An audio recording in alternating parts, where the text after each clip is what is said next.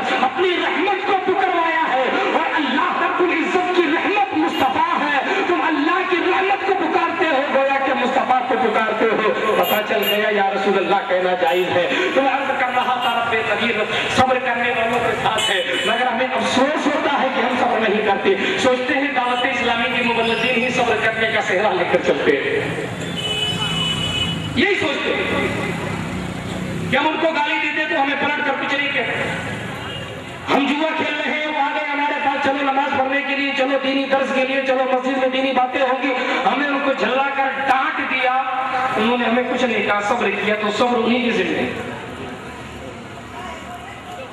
میرے دوستو، ان کو یہ سلیقہ کہاں سے ملا؟ ان کو یہ سلیقہ کہاں سے ملا؟ بانی دعوت اسلامی رئیس القلم حضرت علامہ ارشد القادری، دعوت اسلامی کے بانی علامہ ارشد القادری، اور اس کی اشاعت اور تبلیغ کا جو حق علامہ الیاس اتار قادری نے عطا کیا ہے وہ شاید کوئی اور نہیں ادا کر سکتا۔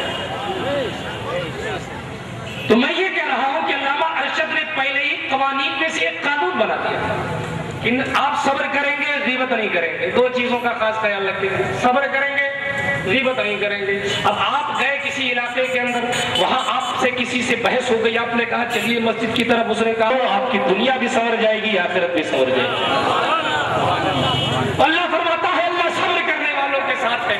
آپ نے نکتہ سنا ہوگا کہ اللہ نے یہ کیوں نہیں فرمایا کہ میں نماز پڑھنے والوں کے ساتھ؟ اللہ فرما سکتا تھا ان اللہ مع المصلین، اللہ نماز پڑھنے والوں کے ساتھ ہے، ان اللہ مع الصائمین، اللہ روزہ رکھنے والوں کے ساتھ ہے، نہیں، مولا تو قادر مطلق ہے، تو فرما دیتا کہ میں روزہ رکھنے والوں کے ساتھ ہوں، نماز پڑھنے والوں کے ساتھ ہوں، توحید و رسالت کے قائل کے ساتھ ہوں، حج کرنے والوں کے ساتھ ہوں، زکوٰۃ کی پابندی کرنے والوں کے ساتھ ہوں، ماں باپ کی فرما برداری کرنے والوں کے ساتھ ہوں، اور اساتذہ اور علماء کا ادب کرنے والوں کے ساتھ ہوں، اولیاء کرام کی طریقے پر چلنے والوں کے ساتھ ہوں، اعمال صالحہ کرنے والوں کے ساتھ ہوں، کار خیر کرنے والوں کے ساتھ ہوں، بزرگوں کی تعظیم کرنے والوں کے ساتھ ہوں، سادات کا احترام کرنے والوں کے ساتھ ہوں، مگر نہیں، صبر کرنے والوں کے ساتھ ہوں۔ کیوں؟ اللہ رب العزت علام الغیوب ہے، اور ایسا علام الغیوب ہے کہ ازل سے لے کے ابد تک کیا ہوا ہے، کیا ہونا ہے، کیا کرنا ہے، سب اس کو معلوم ہے نا؟ ارے ابھی ٹھنڈے پڑ جائیں گے آپ، سب اس کو معلوم۔ رب قدیر اپنے ازلی علم سے دیکھ رہا تھا، کل جب نبی کا بیٹا کربل کی سرزمین پر اپنے 72 ساتھیوں کے ساتھ آئے گا، اور سامنے عمر ابن سعد کا ٹھاٹھے مارتا ہوا لشکر 22,000 کا لشکر جرار سامنے ہوگا، یزیدی بھی نماز پڑھ رہے ہیں، حسینی بھی نماز پڑھ رہے ہیں، یزیدی بھی روزہ رکھ رہے ہیں، حسینی بھی روزہ رکھ رہے ہیں، یزیدی بھی تمام اعمال صالحہ کر رہے ہیں، حسینی بھی اچھے کام کر رہے ہیں۔ اب اگر رب فرما دیتا کہ میں نماز پڑھنے والوں کے ساتھ ہوں، تو لوگ کربل کی سرزمین سے کیا عقیدہ لیتے کہ اللہ یزید کے ساتھ ہے کہ حسین کے ساتھ ہے؟ رب قدیر نے یہ نہ فرمایا کہ میں روزہ رکھنے والوں کے ساتھ ہوں، ورنہ لوگ شک میں پڑ جاتے کہ اللہ روزہ رکھنے والوں کے کس کے ساتھ ہے، یزیدیوں کے یا حسینیوں کے؟ زکوٰۃ تو یزیدی بھی دیتے ہیں، زکوٰۃ تو حسینی بھی دیتے ہیں، اللہ ساتھ کس کے ہے؟ تو رب قدیر کا فرمانے والی شان دیکھیے، وہ فرماتا ہے ان اللہ مع الصابرین، اللہ کی معیت دیکھنی ہے، اللہ کا ساتھ دیکھنا ہے، تو کسی کی نماز کو نہ دیکھنا، کسی کے روزے کو نہ دیکھنا، کسی کی آبادی کو نہ دیکھنا، کسی کی بربادی کو نہ دیکھنا، اگر دیکھنا ہے تو کسی کی کار خیر، اعمال صالحہ، ماں باپ کا احترام، اساتذہ کا ادب، اس کو ایک طرف رکھو۔ اگر دیکھنا ہو کبھی معاملہ گڑبڑ ہو جائے اور تمہیں سوچ میں پڑنا پڑے کہ بتاؤ اللہ کس کے ساتھ ہے، 72 حسینیوں کے ساتھ ہے یا 22,000 یزیدیوں کے ساتھ ہے، تو قرآن نے کئی سال پہلے کربلا کے مارکے سے 60 سال پہلے فرما دیا، اے لوگوں پڑھ لو قرآن کو اور قیامت تک کے لیے گواہ ہو جاؤ۔ یہ ذاکر نائک ہو یا کافر نائک، ان کے کہنے سے کچھ نہیں ہوتا، میں خود اعلان کرتا ہوں ان اللہ مع الصابرین، کہ اللہ خود حسینی کے ساتھ، اللہ خود حسینیوں کے ساتھ ہے۔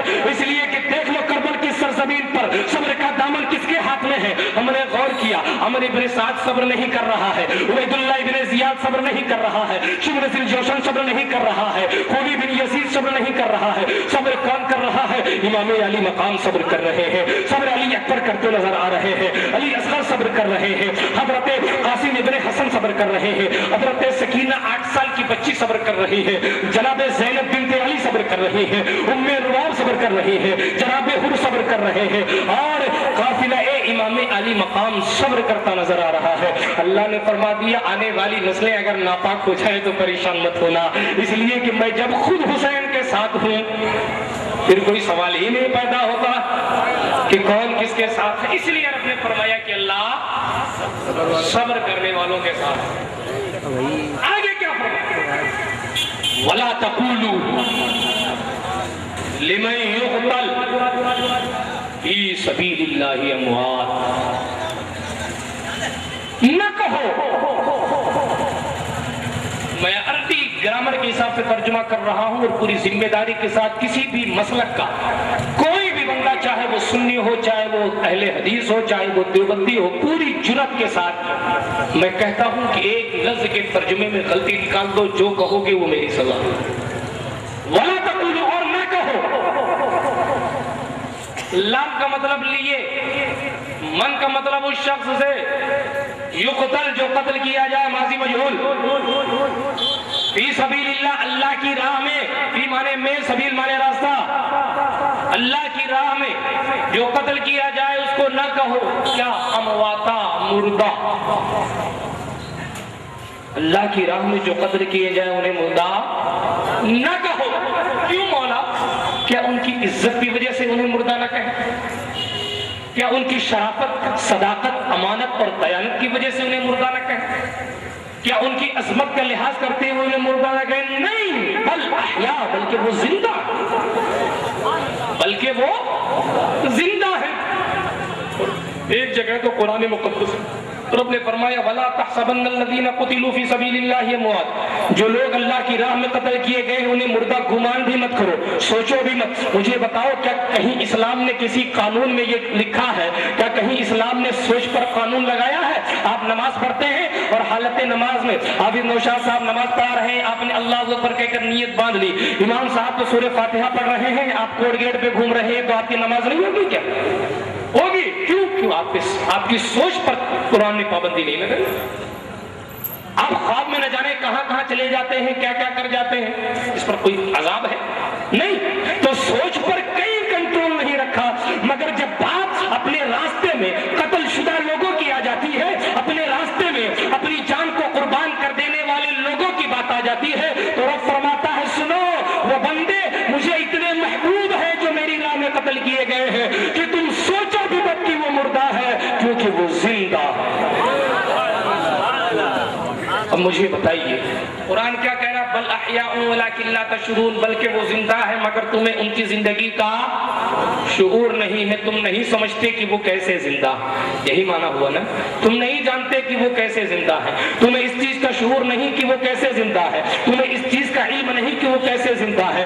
ارے میں تو کبھی کبھی کہہ دیتا ہوں کہ جب حسین کیسے زندہ ہے تمہیں یہ نہیں معلوم, تو حسین کا نانا کیسے زندہ ہے یہ تمہیں کیسے معلوم پڑے گا؟ میرے دوستو, میں کیا کیا بیان کروں آج, واقعہ بڑا لمبا ہے اور حافظ نوشاد صاحب سے آپ واقعہ سنتے ہی رہتے ہیں, اور علماء کرام ائمہ اعظام بیٹھے ہوئے ہیں, اپنی اپنی مسجدوں میں اپنے محافل محرم کو منعقد کرتے ہیں, واقعہ کربلا آپ سنتے ہیں. مگر آئیے میں آپ کو ایک الگ انداز سے بیان سناتا ہوں کہ کربلا کی سرزمین پر امام گئے تو صحیح, مگر دیکھو امام کی شریعت کی پابندی کیسی تھی, امام کا شریعت پر عمل کیسا تھا. آج ہم نماز پڑھنے کے لیے 17 بہانے تلاش کرتے نظر آتے ہیں.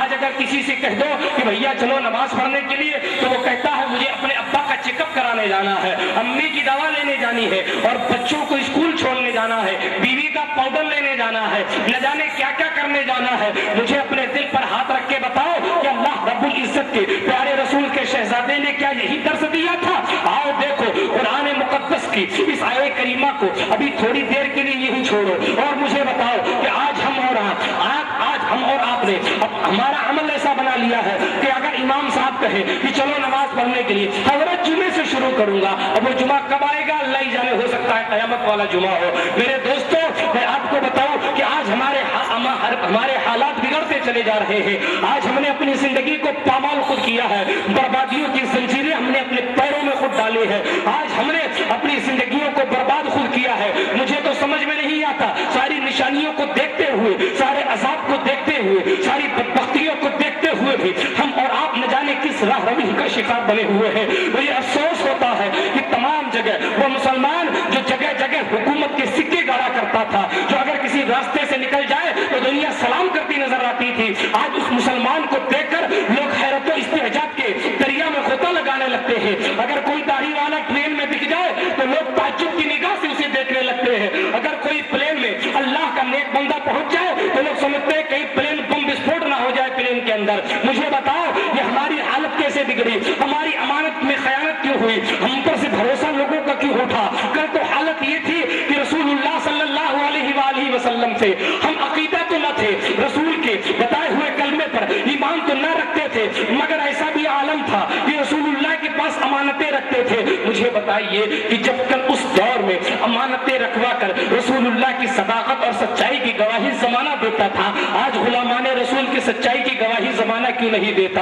اس کی وجہ یہ ہے کہ ہم اگر 4 پیسے کما لیتے ہیں تو اپنے سے بڑا کسی کو سمجھتے نہیں ہیں، علماء کی تعظیم چھوڑ دیتے ہیں، ائمہ کا مقام بھول جاتے ہیں، اور نہ جانے کیسی کیسی بیماریوں میں مبتلا ہو جاتے ہیں۔ کوئی جوئے کا عادی ہو جاتا ہے، کوئی سٹے کا پلیئر ہو جاتا ہے، کوئی IPL CCL پر پیسے لگاتا ہے تو کوئی نہ جانے کیسی کیسی گندی نالیوں کا کیڑا بنتا نظر آتا ہے۔ مگر میرے دوستو آؤ دیکھیں امام علی مقام کو، مجھے اپنے دل پر ہاتھ رکھ کے پوری ایمانداری کے ساتھ بتاؤ کیا اس کائنات کے اندر امام علی مقام سے زیادہ پاورفل، امام علی مقام سے زیادہ با اختیار، امام علی مقام سے زیادہ بلند مقام والا بیٹا کسی کا ہے؟ بولو ہے کوئی ذات جس کا نانا اماموں رسولوں کا امام؟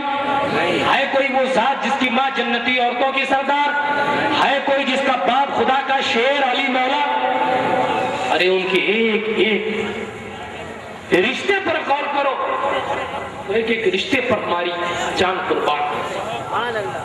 مگر جب پوچھا گیا امام آپ نہ جائیں کوفہ، آپ کو وہاں کے لوگ شہید کر دیں گے، آپ کے ساتھ برائی کریں گے، بدعمالی کریں گے، آپ کی بیویوں اور آپ کی بہنوں پر غضبناک ہوں گے، آپ کے بچوں کو پیاسا رکھیں گے، آپ نہ جائیں۔ حضرت امام فرماتے ہیں ہاں مجھے معلوم ہے مولا کائنات حضرت علی گزر رہے تھے اسی کربل کی سرزمین سے، میرا بھائی حسن بھی تھا اور میں سر کے کنارے کھڑا ہوا تھا، میں حضور علیہ الصلوۃ والتسلیم کے داماد علی شیر خدا کے سر کے پاس کھڑا تھا۔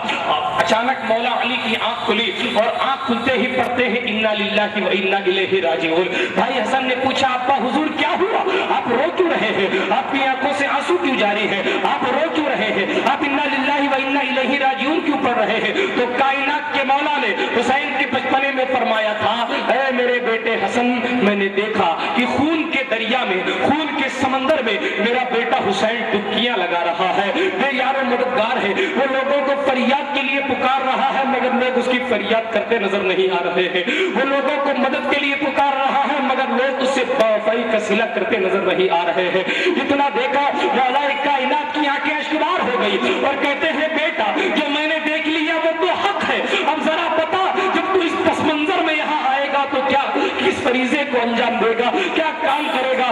ہم اور آپ ہوتے تو کہتے ابا جان آپ خدا کے شیر کیسے ہیں، دعا کیجئے کہ میں قربانی میں نہ آؤں، آپ خدا کے محبوب بندے کیسے ہیں کہ دعا کر دیجئے مجھ سے یہ قربانی نہ لی جائے، مگر میں قربان اور میرے باپ دادا قربان اس امام کے عالی مقام پر کہ امام عالی مقام نے کیا ابا حضور اے مولا کائنات خیبر شکن اے فاتح خیبر مولا کائنات حضرت علی میں عرض گزار ہوں آپ کی بارگاہ میں، جب ایسا مرحلہ پیش آئے گا، جب ایسی منزل پیش آئے گی، جب ایسی پریشانی پیش آئے گی تو میں صبر کروں گا، میں صبر کروں گا۔ میرے دوستو امام نے سارا واقعہ اپنے ذہن میں رکھا۔ عبداللہ ابن زبیر کہہ رہے ہیں کوفہ نہ جائیے، عبداللہ ابن عمر کہہ رہے ہیں کوفہ نہ جائیے، جانثار حسین کہہ رہے ہیں کوفہ نہ جائیے، ایک ایک بچہ مدینے اور مکے کا منع کر رہا ہے کوفہ نہ جائیے، مگر میرے دوستو امام علی مقام کے دل پر نہ جانے کیسی چوٹ لگی ہوئی ہے، وہ کہتے ہیں کہ اگر میں رک گیا मदीने में तो कहीं रसूलुल्लाह का हरम पाक मेरे खून के कतरों से मुलव्विस ना हो जाए, मेरे खून के कतरे हरम रसूल में ना पड़ जाए, इसलिए मेरा यहाँ से चला जाना बेहतर है। अरे कल जब नबी मोहतरम मदीने में आए थे तो छोटे छोटे बच्चे दफ बजाकर तलाल बदरू अलैना की सदाएं बुलंद कर रहे थे। लोग अपनी बालकनियों पर खड़े होकर या हब्बज़ा मोहम्मद बिन जारी, यानी हाय हमारी किस्मत कि अल्लाह के रसूल अब हमारे पड़ोसी हो जाएंगे, ऐसे नारे लगा रहे थे। कल वो मदीना यसरब से मदीना बन गया था रसूलुल्लाह के कदम से, तमाम मदीना सरसब्ज़ शादाब और आबाद हो गया था। कोई हजरत अय्यूब अंसारी की उटनी को पकड़ रहा था तो कभी रसूल पाक की उटनी को पकड़ा जा रहा था, तो कभी अय्यूब अंसारी के मकान पर लोग डेरा डाले खड़े नजर आ रहे थे। हजरत बुरीदा असलमी झंडे को लेकर लहरा रहे थे। कोई रसूलुल्लाह के पीछे पीछे चल रहा है, कोई आगे चलकर रास्ता साफ करता नजर आ रहा है। वो मदीना जिसमें तमाम तरफ खुशी की लहर दौड़ रही थी, मगर आज उसी नबी का नवासा, उसी नबी का बेटा मदीने को अलविदा कहकर जा रहा है, मदीने को आखिरी सलाम पेश करके जा रहा है। लोगों ने कहा इमाम न जाओ, मैं हमारे लिए नबी की निशानी आप है, हम आपको देखते हैं तो आपके नाना की याद हमें आ जाती है। अली अकबर को ना ले जाओ। सहाबा और ताबईन जब बेकरार होते हैं तो अली अकबर के चेहरे को देख लेते हैं, इसलिए कि अली अकबर का चेहरा हूबहू रसूल पाक के चेहरे से मिला करता था। उन्हें हम शक्ले पैगंबर कहा जाता था।